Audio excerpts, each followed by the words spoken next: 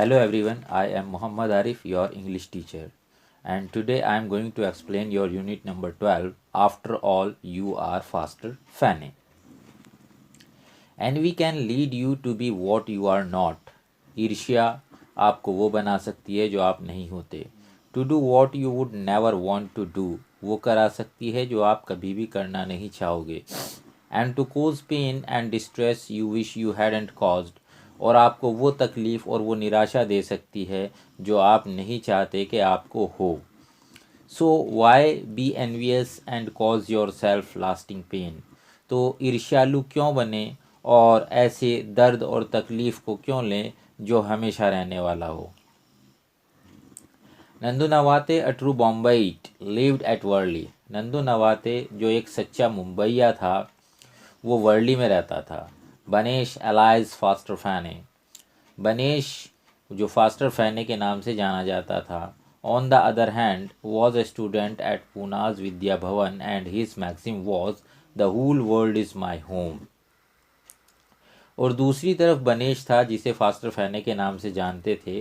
वो पूना के विद्या भवन का विद्यार्थी था और उसकी कहावत थी या वो कहता था the whole world is my stage, कि पूरा संसार, whole world is my home, पूरा संसार मेरा घर है. Nandu thought it odd that he should meet the wandering Banesh almost at his doorstep. Nandu ये सोचता था कि उसे इस घुमक्कड़ बनेश से मिलना चाहिए. Almost at his doorstep, करीब करीब उसके घर के दरवाजे पर. Though the strangest consequence of that chance encounter was on Foster Fane and that too because of Nandu. हालांकि द स्ट्रेंजेस्ट कॉन्सिक्वेंस, इसका अजीब परिणाम ऑफ दैट चांस एनकाउंटर ये हो सकता था कि उनका ख़तरनाक तरीके से आमना सामना हो. वॉज ऑन फास्टर फैने, जिससे फास्टर फैने को कोई ख़तरा हो सकता हो. And that too because of Nandu, और वो भी नंदू की वजह से. आई सेड, मैंने कहा, ऑलमोस्ट, करीब करीब. Because Banesh hadn't really been invited to Nandu's home, क्योंकि बनेश जो था वो really been invited to Nandu's home, hadn't really been invited to Nandu's home. वास्तव में नंदू के घर पे कभी इनवाइट नहीं किया गया था. After all they weren't even acquainted, यानी कि वो लोग जो थे परिचित भी नहीं थे. ऑफ कोर्स, वास्तव में Nandu knew of Foster Fane, Nandu Foster Fane को जानता था. Because of his bravery and impulsive deeds of daring, उसकी वीरता के लिए और उसके एकदम खतरा उठाकर साहस भरे किए गए कार्यों के लिए वो मशहूर था. इसीलिए नंदू उसे जानता था. And storyteller Nandu could create a whole world out of nothing. और नंदू जो झूठ बोलने में माहिर था, स्टोरी टेलर कहानियाँ बनाने में माहिर था, वो बिना कुछ होते हुए भी एक पूरी दुनिया रच सकता था. Banesh had heard of Nandu Navate's incredible ability to spin a yarn. Banesh ने नंदू नवाते की इस अविश्वसनीय योग्यता के बारे में सुना था. और योग्यता क्या थी? टू स्पिन अ yarn, के बात को घुमा फिरा कर कहना और झूठ बोलना. They first met on the rooftop terrace of a big splendid building near Nandu's house, where a large crowd of children had assembled. वो पहली बार एक छत के बरामदे पर मिले थे. A big splendid building, एक बड़ी शानदार बिल्डिंग के छत के बरामदे पर मिले थे जो नंदू के घर के करीब थी. A large crowd of children had assembled, जहाँ पर बड़ी भीड़ जो है इकट्ठा हुई थी बच्चों की. The famous Khoka Medicine Company had organized a painting competition.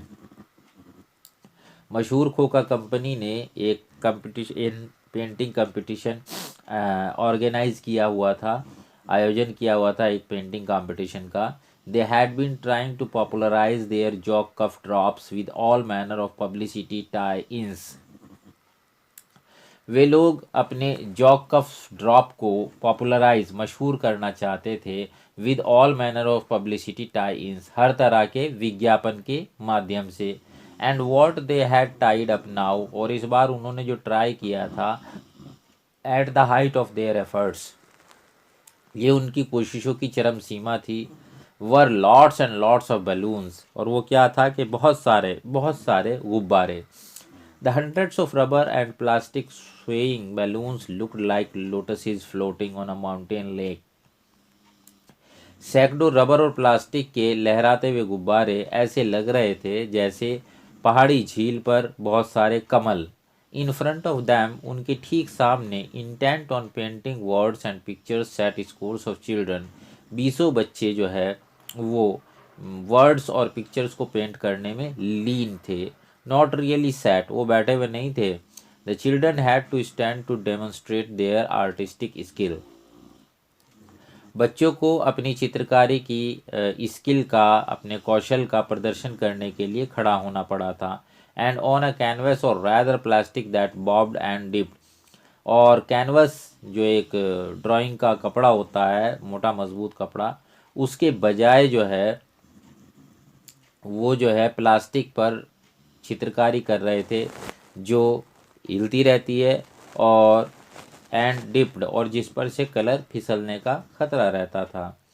The challenge before the children was to paint on a balloon an attractive picture with a catchy slogan in praise of Jock cough drops in bright red using not more than 15 words. इन बच्चों के सामने जो challenge था वो ये था कि इन्हें उन बैलून्स पर एक पिक्चर के साथ साथ आसानी से याद हो जाने वाला एक स्लोगन भी लिखना था.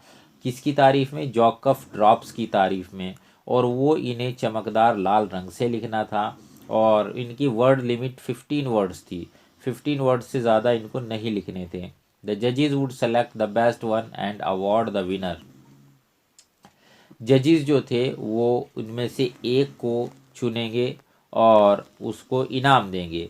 The prize picture and slogan would be copied onto a huge balloon to be launched into the sky. और इनाम जीतने वाला जो स्लोगन था उसे स्लोगन और पिक्चर इनाम जीतने वाला जो स्लोगन और पिक्चर होगा उसे एक बड़े विशालकाय बैलून पे जो है कॉपी किया जाएगा और उसको आसमान में उड़ाया जाएगा. All Bombay would see the advertisement. पूरा बम्बई उस एडवर्टीजमेंट को देखेगा. Both of Jack cough drops and the winners skill. दोनों चीज़ें, जैक कफ ड्रॉप को भी और जीतने वाले की स्किल को भी.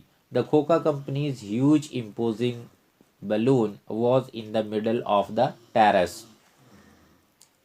खोका कंपनी का वो विशाल का इम्प्रेसिव जो बैलून था, वो प्रभावकारी जो गुब्बारा था, was in the middle of the terrace. वो टेरेस के बिल्कुल एकदम बीचों बीच था. स्ट्रेनिंग इट्स ड्रॉप्स, अपनी रस्सियों से बंधा हुआ वो लहरा रहा था. So this was your first explanation of unit number 12.